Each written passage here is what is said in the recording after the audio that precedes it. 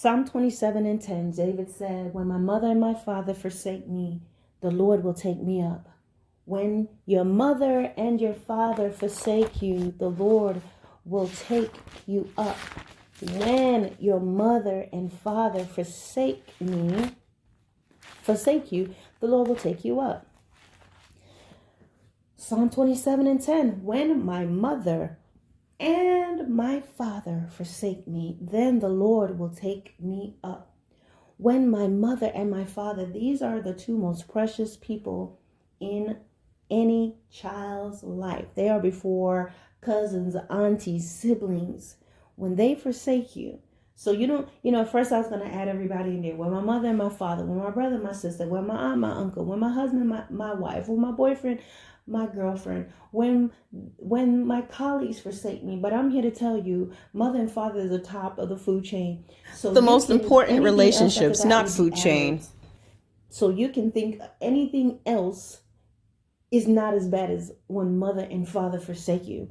So even though we can add uncle and aunts and brothers and sisters, whoever it is that forsakes you, I think the fact that they add mother and father just shows, listen, this is the top of the food chain right here. So anything else you have in there, you can add it, because this is the ultimate, this is where your most expectation and love and trust, and this is be the most painful experience, more than any other relationship you could ever have, right? But feel free to add any other relations in there. But I believe that David did not have to add anything else, because this is like the top of it. When my mother and my father forsake me, then the Lord will take me up. This means it's possible for this to happen, guys. When it happens, then the Lord is going to take you up. He's already have you in his hands anyway, but he is going to take you up. You need to realize that. We must realize that parents, people, are human beings. Parents are also souls that are going to stand before the throne of God. Parents are also people just like we are, that they have the same type of choices to do what the Lord tells them to do, handle you the way the Lord wants you to handle you. The Lord wants them to handle you and to obey the Lord in their dealings with you and in their personal lives. Whenever you see your mother or your father doing things that's unkind, rude, it is a direct indication of where they're standing with Christ. Before they can physically abuse you, they have to, you understand that they're going against the will of God. God wants children to be corrected, but not abused. God instructs that children should be admonished, but you don't have to kill the child. You don't have to swell up the child's mouth and face. There should never be blood coming from a child. Any child have a hematoma, that is a swelling, or they're bleeding, or they can't go to school, or they have bruises from head to toe. There's nothing. Even when that child is being rebellious, you still should not beat your child out of your frustration, because all you're doing is opening up an even bigger wound, a bigger portal for the powers of darkness to enter in as they look at their body and look at their swellings and their bleedings and their loose teeth and their peeing blood. This is not God's way. There's some parent that will pride themselves that I've never, ever physically touched my child, but you've done something worse. You emotionally abuse, neglect, ignore, indifferent. You're indifferent to your child. You know how to play that mind game of withdrawing when you are upset, or saying hurtful things to them, or telling them what you could have done to them and how you could have aborted them and how you could have killed them and how you could have gave them up for adoption, and how they are ugly and they're not smart and they're just like their daddy. Get out my face looking like your daddy. Get out my face looking like your mama. Because they're fathers who raise their children by themselves. But when your mother and your father forsake you, the Lord is going to take you up. Even though you may have, we may have great relationships with our parents, the Lord is still looking out for us. But I want to encourage somebody that when God knows that sometimes there are people in their lives, this is going to happen to you. When they forsake you, why do they forsake you? Because they forsake me. Because if they're following the Lord and they're being led by the Spirit of God, they're not going to do the things that they do to you. And sometimes you have parents that don't know the Lord. They're not following God, but believe me, that's a choice. But when they forsake you, when they let you down, when they disappoint you again, when it seems like your parent is trying to be your competition, when your parent will reveal your vulnerable secrets to other people, when your parent seems to be more concerned about your ex than your heart and your feeling, when your parent tries to turn your children against you, when your parent don't want to have anything to do with your children because they're angry at you, when your parent will side with people who's against you or who has hurt you, when they can always happen to see the silver lining in your enemy but can't seem to see it in you, when they do these things, when they compare themselves, when you have that mother that seems to want to be your competition for your husband or for your boyfriend, when she seems to want attention and come out dressed however and always trying to draw the attention to herself, when your father is that way, he's trying to be young again, and you bring your wife or your girlfriend home and he's still thinking he's this young person, and you may have a very handsome, charming father, but you have a father who will try to hit on your wife or your girlfriend, or try to bring up things from your past to jeopardize your relationships. When you have this type of a parent, when all they want is to take from you and remind you that they gave birth to you and remind you that they took care of you, when they forget that the Bible says that the father shall have enough to give to his children's children's children, just know that the Lord is going to take you up. Oh, when your mother and your father remind you of who you used to be, when they laugh at you now because you're saved and they're thinking, yeah, you saved, okay. And they remind you of what you did, when they throw your past in your face, when they curse you and tell you, you can't tell me anything. I had a job while you were out there a-whoring. When they talk to you this way, when they talk about your body and they talk about your hair and they compare you to your siblings and they tell you what you're not, and they tell you and encourage you to stay in that abusive relationship with that man and that woman because this is as good as it's going to get. Don't you know how good it is and how lucky you are to have this person be with you? You can deal with it. When they want you to stay in this abusive marriage and abusive relationship in the situation because if you get divorced, it's going to make them look bad. When you're in a culture where the parents have full control of their children's lives, and so they are deciding who you will marry and what is best for you, and they don't care about your thoughts. When you're in a culture that honoring your mother and father, while this is good, it is to a point where the children become nothing but objects. Know that the Lord is going to take you up. It's going to take care of you. You think he's far away. You think that your situation is too much. And maybe you may resent God because you think, why did you put me here? But rather than resenting your only and true help, the one that can deliver you, try to get to know him. Try to get understanding so he can teach you his ways, as it says here in verse 11 of Psalm 27. He'll teach you his ways. He will lead you in a plain path. He will deliver you out of the will of your enemies. Wait on the Lord and be of good courage, and he will strengthen your heart. When your parents do certain things to you, then the Lord is going to take you up.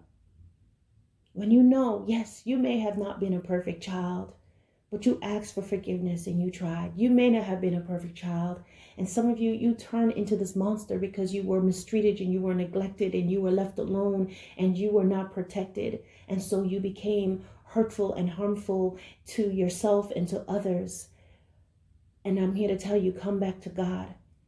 Come back to God. Even when your parents do things that they should not do, God is not going to say, yeah, you have a right to curse them and disrespect them. No.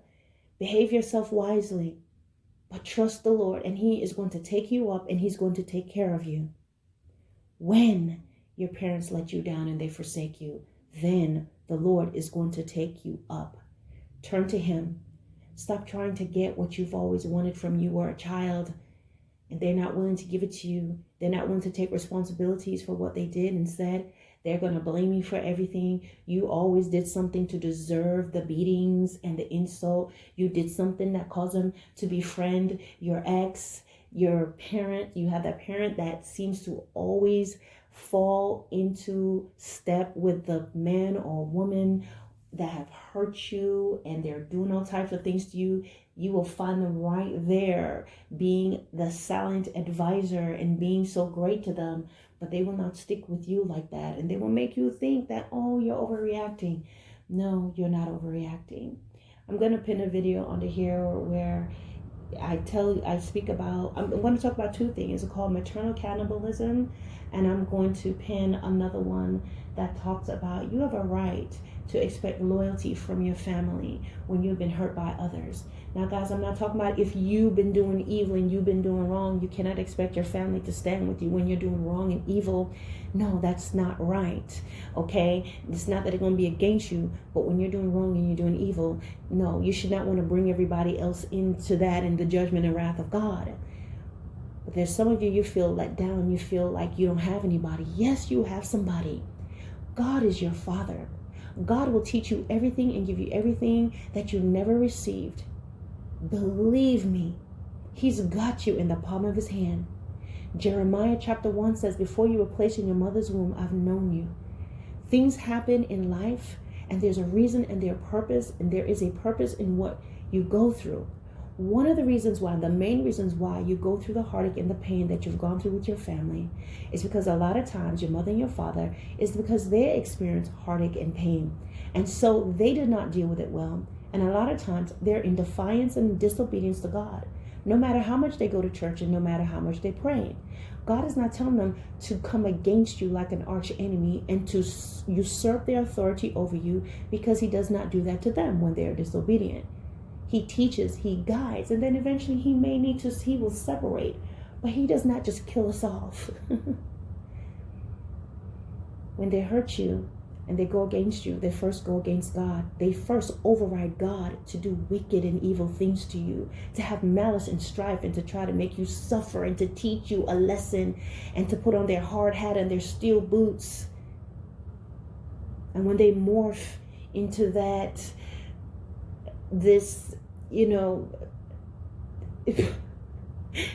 they turn into this evil Super Saiyan on you.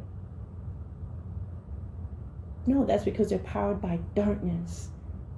And believe it or not, if that parent does not get their mind right and turn to God and change their ways, they're going to go into utter darkness. And one of the reasons why they'll go there is because of what they did to you and how they disobeyed God.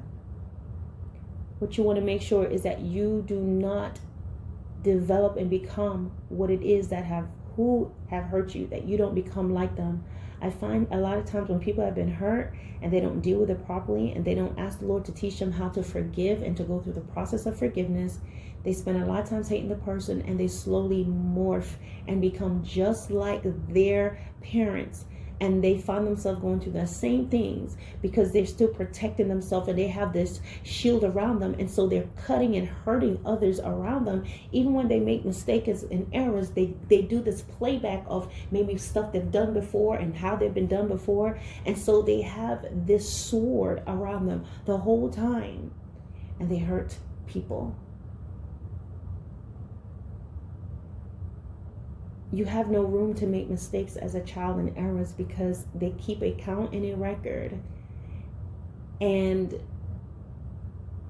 there's something in their mind that lets them feel like they must destroy you right away.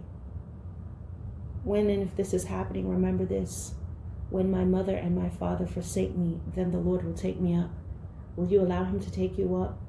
Will you trust him with a process of healing you, restoring you, teaching you, and leading you?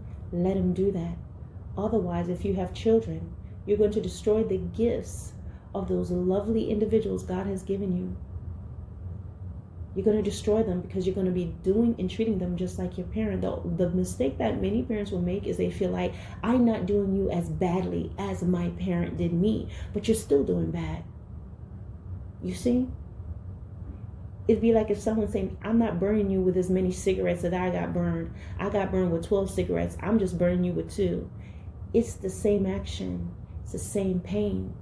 And because that person has never been burned by any cigarettes but by you, that's all they know. So it's just as bad as if they had been burned with 12. I know I gave that burning with cigarettes analogy, but I just had to think of something really terrible. You think of that thing emotionally, whatever it may be. When your mother and your father forsake you, the Lord is going to take you up. Turn to him. Turn to him and let him restore your joy, your peace, give you beauty for ashes, teach you how to raise your children and how to give them the love and give them the things that you did not receive or so long for. Your reward is in your seed and in giving them what you never had. And allowing the Lord to teach you how to do that if you were never taught. My mother and my father never taught me, never gave me this is no excuse for you to now try to pass on the baton of trauma and hurt to your children. Learn to say that I'm sorry. Learn to humble yourself. This does not take your authority away from you. This does not put you in a position that you allow your children to run over you. But I'm here to tell you, it shows them that you can be vulnerable, you can be humble, you are human, and they will be inclined to draw to you, even if it takes time. Even if sometimes they're grown and it just never happens, the fact that you took that step, you planted a seed. And even if you and them are never restored, you and your children, if they're adults, perhaps through the lineage that comes down because of your obedience and your humbleness now, you'd have sowed a seed that's going to affect generations to come. Back to my point, when mother, father, and whoever else forsake you, the Lord will take you up.